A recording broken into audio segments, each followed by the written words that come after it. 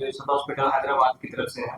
और जैसा आप जानते हैं, यशोदा हॉस्पिटल हैदराबाद में 4 हॉस्पिटल्स हैं, हमारे 4 यूनिट हैं, टोटल 4,500 बेडेड का है। एक हमारा समाजीगुड़ा में है, उसके बाद सिकंदराबाद में है, मलकपेट में है और हाईटेक सिटी में। आज हमारे बीच हैं doctor Vineesh Varghese, a heart and lung transplant specialist हैं। और आज हम लोग बेसिकली ये बताएंगे कि हम रांची में भी heart and lung transplant clinic का ओपीडी ओपन किए हैं। So sir. मेरा नाम डॉक्टर बीमी वर्गीस है। तो अभी से हम क्या देख रहे हैं, ये हार्ट एंड लंग ट्रांसप्लांट बाकी और जगह में बहुत ज़रूरी है। और बहुत सारा पेशेंट्स रांची और कलकत्ता में है। सो ये सारा चीज़ के लिए हम रांची में एक नया क्लिनिक शुरू किया है, लंग ट्रांसप्लांट क्लिनिक। सो सारा पेशेंट को ट्रांसप्लांट के पहले और ट्रांसप्लांट के बाद सारा फॉलोअप इधर कर सकते हैं। और बिल्कुल पूरा चीज़ के लिए यशोदा हैदराबाद आने की ज़रूरत नहीं है। तो सारा क्वेरीज और ट्रांसप्लांट के बाद आपको भी मालूम होगा, पेशेंट को इन्फेक्शन और बाकी सब चीज़ आने के चांसेस है। और ऐसा कुछ प्रॉब्लम्स और बाकी सब फॉलो के लिए हमारा आईजी कॉलोनी में कौस्तुर डायग्नोस्टिक सेंटर है। वो हर महीने में हम आता है, first Thursday of every month हम उधर आकर पेशेंट का फॉलो भी होता है। सो वो अभी से शुरू कर रहा है। और बाकी सब पेशेंट का कुछ डिटेल्स और पेशेंट का कुछ इंफॉर्मेशन और कुछ क्वेरीज है तो हम हमारा इसी के लिए एक स्पेसिफिक नंबर है। और रवि उसके बारे में भी बताता है। तो कुछ कंसर्न्स है कब आएगा और उसके बारे में पेशेंट को कुछ प्रॉब्लम कुछ हुआ तो एक 24 आवर हेल्पलाइन भी है। उसी चीज़ में लोग को कॉल कर सकते हैं और डॉक्टर का अवेलेबिलिटी और ये पूरा चीज़ के लिए पता चलता है। Thank you. तो ये पूरा ट्रांसप्लांट के लिए ये रेट के अलावा फर्स्ट एक प्री ट्रांसप्लांट वर्कअप होता है।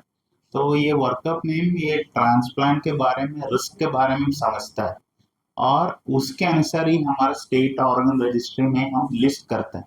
क्योंकि एक डोनर कुछ आ गए तो ये ऐसा नहीं होता है हमको पहले ही समझता है डोनर होगा। सपोज एक हॉस्पिटल में डोनेशन है तो उसके अनुसार मोटा मोटी 6 घंटे के अंदर ट्रांसप्लांट होता है। ये ट्रांसप्लांट ऐसा होता है मोस्टली पूरा पेशेंट ऑलमोस्ट 1 हफ्ता या 2 हफ्ते के अंदर डिस्चार्ज होता है।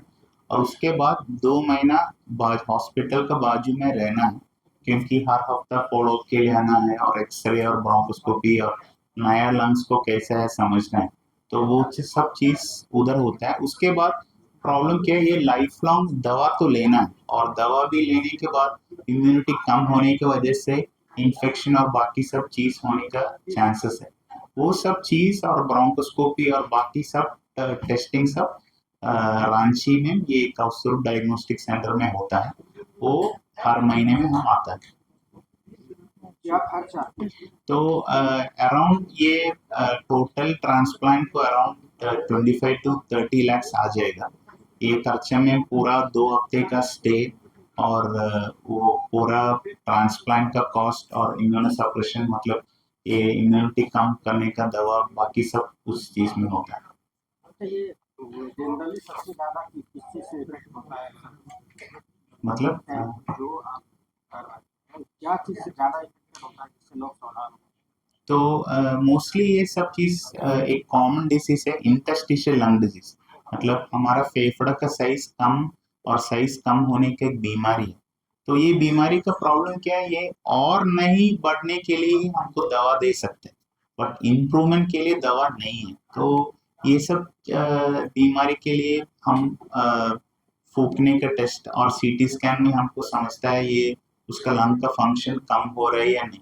बट लंग का फंक्शन ऑलमोस्ट 50 या 30% से कम हो रहे तो ये सब पेशेंट्स को ट्रांसप्लांट के बारे में और रिस्क के बारे में समझकर ट्रांसप्लांट के बारे में चिंता भी करना है।